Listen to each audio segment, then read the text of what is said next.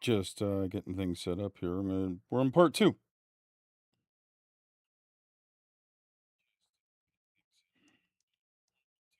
So I make sure everything's working. All right. So yeah, I had to help my nephew move a truck off my property. So we're back into this, and I think that was a pretty good break time for the setup because we talked about the physical and chemical properties of MMA and what it means to us. When I jump on over here to the full media, we're taking a look once again.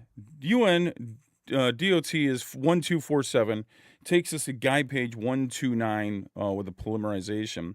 I have an IDLH of 1,000 parts per million. And like I said before, it has the physical properties very similar to water, and it has the chemical properties very similar to gasoline. But the big thing that was the huge concern, and is still the ongoing concern down there in Orange County, we're talking about this Orange County incident, is the polymerization potential. Polymerization is a very interesting concept. It is the way of our modern world and our society. These foam backings that are behind me right here, all these foam backings, that is products that have polymerized. Heck, the foam from my seat, the foam from your seat, all the plastics, all of the acrylics that we have within our households and everything else, these polymerize. And once it goes through its process in a controlled fashion, it's fine until it catches on fire. But when it's in its pre-fashion, we have liquids. We have a component A and a component B. And Patrick Durham, like I said on staff training, explained what this is. We're taking monomers, we're taking long chain chemicals, and we're taking these monomers. Let's just jump on over to this one. That long chemical right there. Oh, you hear that long chemical right there, and then we mix it with a component, and we're going to end up getting a solid product like my foam, whether it be soft, squishy foam like what I have here, or hard foam or thick insulation materials, spray foam insulation. So when I teach in my hazmat classes about polymerization, I use videos for the spray, like the great stuff that you end up spraying within doors and windows and other times like that. So it just starts expanding it, indefinitely, kind of. And that is the polymerization process. And when polymerization happens, we release a large amount of heat. We turn those monomers into polymers, and we make all of the great textiles of our modern society. And this is an advanced polymerization product that they were using in the aerospace industry down there. Let's see if I can pop it up over here into the map. We take a look right here. They are in the aerospace industry, so they're making windscreens and some other things like that. I'm not exactly sure about that, and it doesn't matter because we're just doing a quick after action on this. But polymerization, in some of my chat boards that I am in, the private chat boards that I'm not going to release information on, some of the leading hazmat individuals, people that literally wrote the book on hazmat, they talked about some events going back in the day, a few years ago, back in the 80s, back in the 90s, back in the 70s, intermodal tanks right here.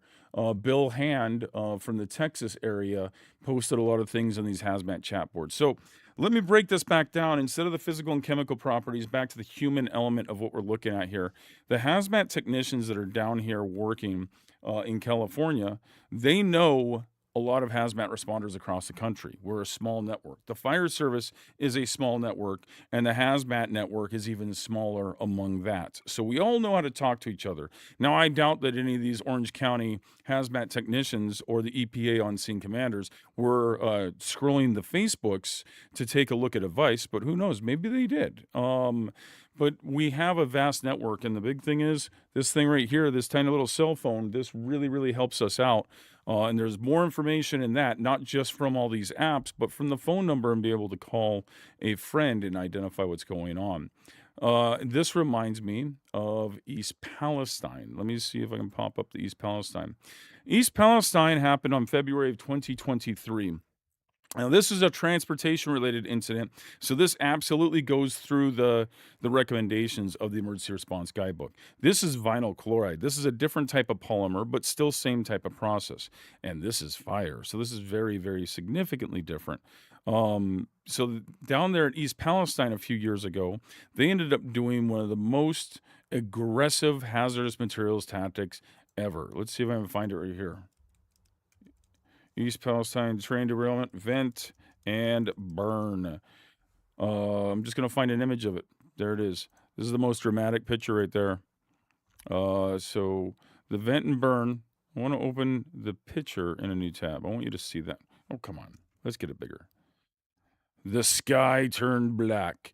They did it during the day, which is very dramatic to people. And of course, people started doing the Googleators and all the math whizzes. They started figuring out the vinyl chloride, when it reacts and it burns, it releases phosgene gas. Phosgene was a World War I chemical agent, and now it's raining on down. So once again, this brings it back to the human element. The hazmat technicians, with their information and with the resources that we have on all of our computers and all of our books, and then the network of individuals that we have nationally and internationally. We all talk about it. We all work about it. I didn't help out on this Orange County call, like I said, but I know that there's probably people that were giving phone calls, phone a friend, trying to figure out what's going on. But then that public messaging really plays a big part.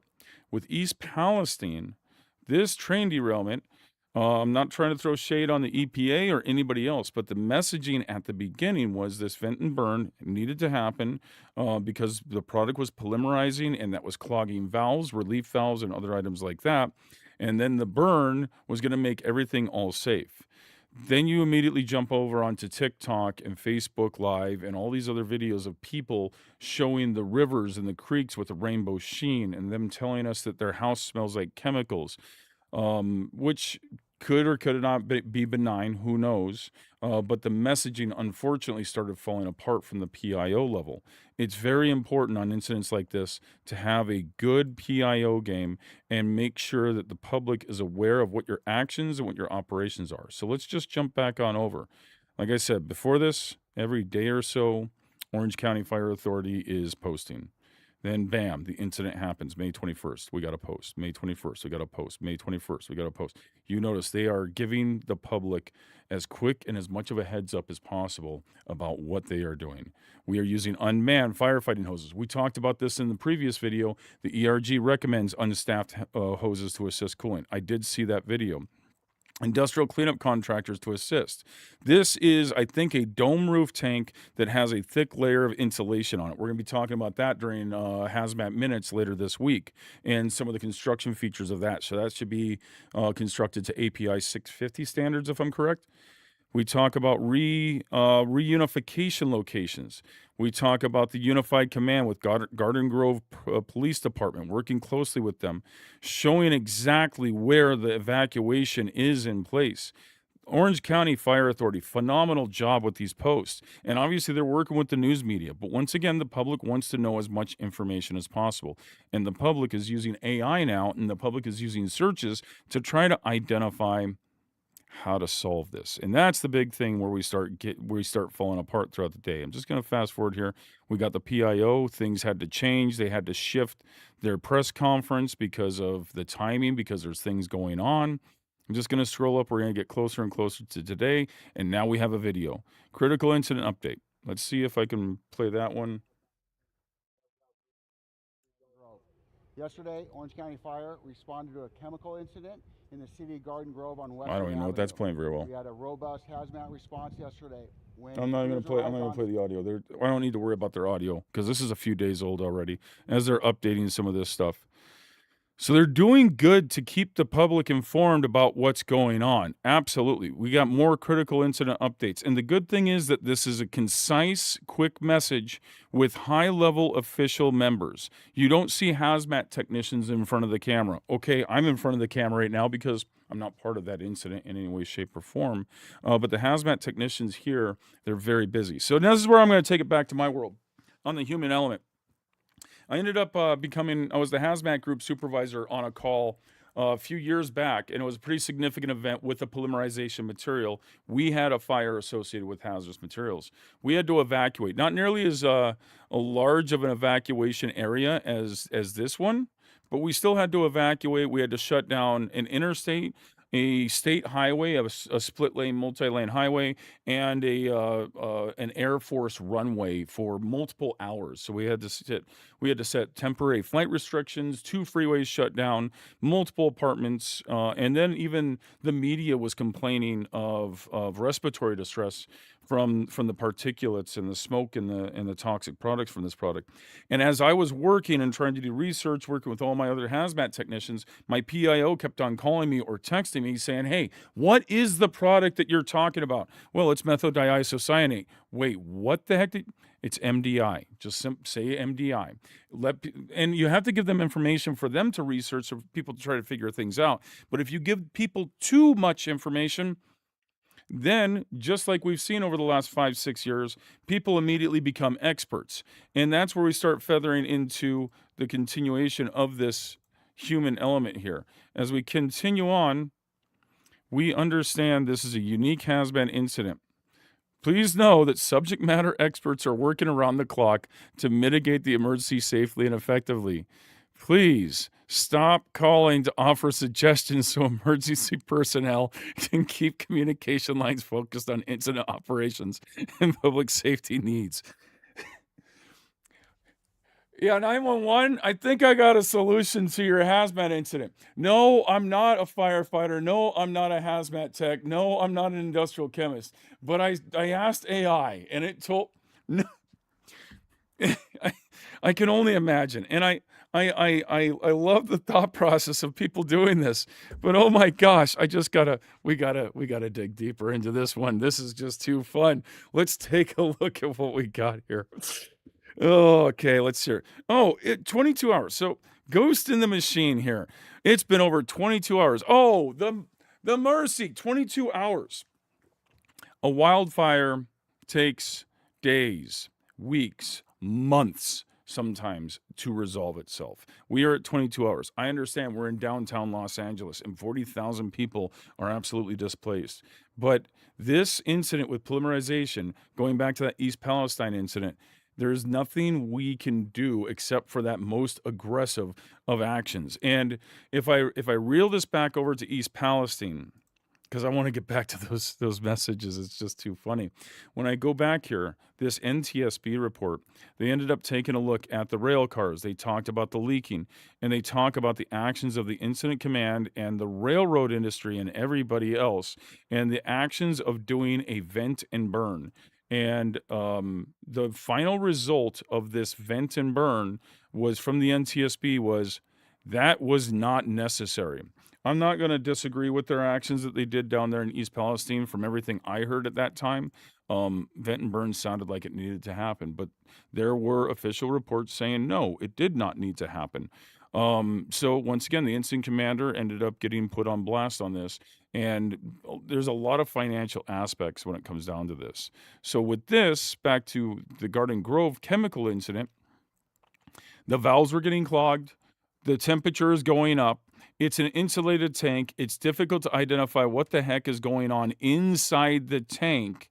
And putting firefighters at risk to take a thermal imaging camera and try to get close to it is an inappropriate risk for an incident commander, the employee, to put a firefighter in.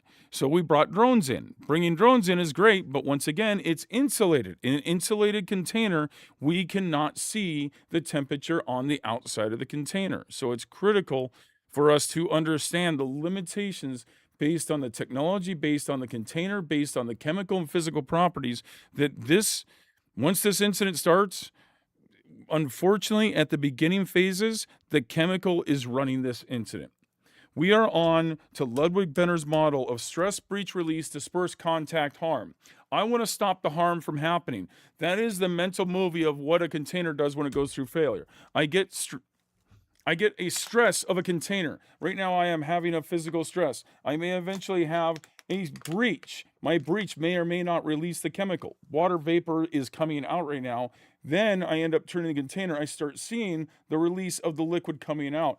Then I have a disbursement. Is it going to be a pool? Is it going to be a stream? I have the disbursement. I have a contact, which is going to be people, property, or the environment. What we care about on a risk-based response is people. So if I can't stop the product from getting out of the container, if I can't stop the release from happening, I have to get the people out. That's where the evacuations came into place. Stress, breach, release, disperse, contact, harm. Right now, we're at the beginning stages, and the event, the chemical, is driving the mission. We have that whole mental movie of stress, breach, release, disperse, contact, harm, and we have to stop the harm from happening. So the first thing we do is we get people out. Now we start identifying what is happening to the chemical inside the container, what is going on with the container itself, and as we find out more information, we can figure out mitigation tactics and techniques, and then we can start driving the mission in we're behind the wheel instead of the chemical being behind the wheel. These are frustrating incidents that take a long time to drive out, but we need to do this all out of an abundance of caution. But I need some entertainment, so let's carry on here. Let's see here. With Disneyland right down the street, couldn't you swing by and get Elsa from Frozone and just have him freeze the tanks? I did hear another one of somebody saying, and honestly, like, hey, just get some cryogenic nitrogen and just in case this 34,000 gallon tank. It's an insulated tank. Putting cryogenics on the outside of the tank is not going to do much over an amount of time. You're going to need so much nitrogen, it's not worth it. Getting the material to set up a secondary containment is putting people at risk. Can't do it. Secondarily, and much more importantly, even putting a cryogenic onto or inside of it, the polymerization is already happening. The runaway of this polymerization has already started. There's nothing that can stop it. It just has to continue on. And if it releases, it's going to release flammable and toxic products. We go back to the NIOSH Pocket. We take a look at here. We go back to the NIOSH Pocket Guide. I don't like that one. I like this one better. Ideal H of 1,000 parts per million. That is toxic. We go to flammability. LEL of 1.7%. That is dangerous. I'm going to adjust my camera. There we go. So it is a flammable. Oh, just getting some things set up here. It is a flammable and it is a toxic substance, and if it releases from the container, it's going to be a bad day. So we cannot do any of everything these guys are saying, but I do like that. That's going to be a like. That just cracks me up. All right, so let's see here. There we go. We got somebody that's defending the firefighters. We continue on. So once again, new ball valves. That requires being very intimate with the container. We cannot do that right now because the container is driving that mission. It's unfortunately driving the process. This is a few days ago. Keep on scrolling up. More great PIO games. And this is the hazmat technicians. They're looking in at the incident. They have to do all the research and all the work and everything else like that. Whereas the incident commanders here, they have to look on the out. They have to identify. There was another huge fire that was in LA at the same time, a huge chemical fire in LA that pulled a lot of resources. And they still have their EMS calls. They still have all the other fires, everything else going on. So we have hundreds of firefighters here at this incident that is now putting an additional strain on the normal functions and operations. The hazmat technicians aren't going to think about that. This guy right here is going to be thinking about that and making sure the public is aware. So we got our shelter locations. We got great messaging. I like this. This is good. So there's our map right there. We've got morning updates. This is still a few days ago talking about, I think I saw it over here on the safety, on one of my Facebook groups. Like I said, I'm not going to put those Facebook groups out here, but on one of them, I do want to at least put a shout out and a thanks to Brian Haywood for his commentary within some of those groups right there. I think this is Marplot that they were putting, which is an official mapping program that we use. And this video I was watching just a little bit earlier. It's very good. He explains what these cones mean, what the red line, the yellow line, what the purple area, and what this potential plume, if we have a release, looks like. So they're giving the public a large amount of information, and that's good. I don't think we need to overshare, but we need to make sure that we do give good messaging. And I think that there was a lot of lessons that they took here that they didn't use at East Palestine, which I do appreciate. One of the things they talk about right here, make sure that everybody's out of harm's way. And then next, they're trying to mitigate the incident and protect the environment.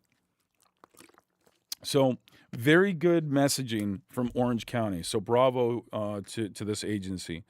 We have more updates from other individuals, not just the fire department, to understand that this is unified command, that we are all working together. But you see red, you see fire badges, you see firefighters. We are in the incident management phase. We are trying to resolve the incident. We are driving the bus. not them. They are helping out. They are absolutely pivotal. That looks like an EPA hat right there to me. That is EPA. That's an on-scene incident commander. I think I know him. Awesome. So good messaging. We are partnering with these guys. We are working with them, and I truly appreciate it. EPA Region 9, they are a phenomenal group. They've done a lot of great work throughout California and, of course, the whole South over the past few years. So they know their game, and they're helping inherently with the hazmat technicians. But their mission is different than these guys' mission. They're looking at life safety. They're looking at environment. Now, of course, they care about life safety as well, but they're playing the long game. So they're going to be there for a long time, whereas we're going to get out of there once this incident gets resolved and we get into the cleanup phase. So we got the evacuation zones, scrolling on up. We still have a little bit more. 16 hours ago, we have an incident update, once again, from the fire chiefs. I like this. The incident commanders, multiple operational periods. We see more great stuff happening with this. The risk of a levy has been eliminated. So that was this morning. The risk of a levy has been eliminated. So I wouldn't really call it a levy, but that's fine to say. It could be a levy. We end up having a liquid that wants to be a vapor. Going back to this, it has a boiling point of 214 degrees Fahrenheit. It's the temperature, as I heard this morning, was 100 degrees, going down to about 94 degrees. So we are not going above the boiling temperature of this liquid, but the polymerization could still happen. Evacuation orders still remain in place. This is big right here. So this is the first time I'm reading all this stuff. All right, so evacuation orders remain in place. While the catastrophic risk of a levy has been eliminated, there's still an ongoing threat to public safety. There's still no chemical leak. And this is where I scroll on over to one of my hidden pages where one of the members started talking about, I wish they would explain how the levy risk has been eliminated. A levy versus a release from a polymerization are two different things. And this is where the phrasing, and this is where you have to get into the technical filter of this.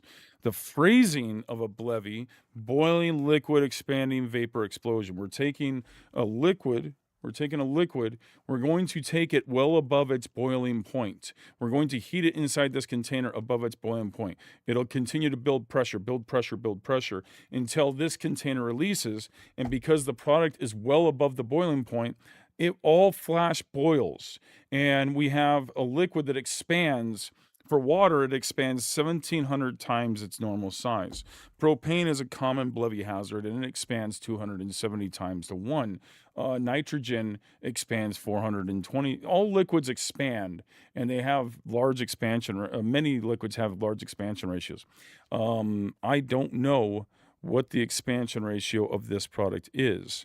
So the fact that the temperature that they just measured through valves or something like that, and they said was about 100 degrees, the hazard of a levy was still there, but not nearly as much as a polymerization, which will continue to build. Remember the great stuff in that foam. It just expands. It's inside the tank, and it's expanding, and it's going to pop. So we don't have as much of an expansion ratio, whereas we have just an overpressure. So it still is a big boom, releasing large amounts of toxic and flammable substances, and you almost every single time have an ignition source nearby, or it creates an ignition source. So now we have a fire, and then we have what we see with East Palestine, only it's uncontrolled. Once again, the chemical is driving the mission instead of us driving the mission. So one of the things we tried to do is we try to vent the product out, but we don't want the product just to vent.